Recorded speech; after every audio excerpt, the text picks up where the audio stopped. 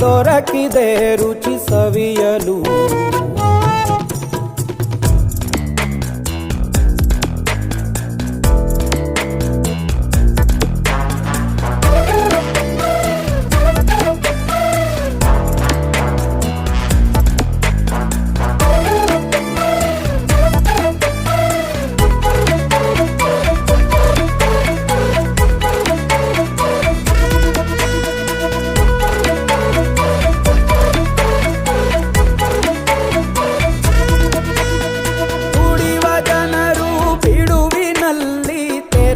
ಬುದ್ಧಿಯೇ ಬಲು ರುಚಿ ಬೆರಳು ಚೀಪಿ ಉಂಡ ಮನಕ್ಕೆ ಬದುಕಿನಲ್ಲಿಯೂ ಅಭಿರುಚಿ.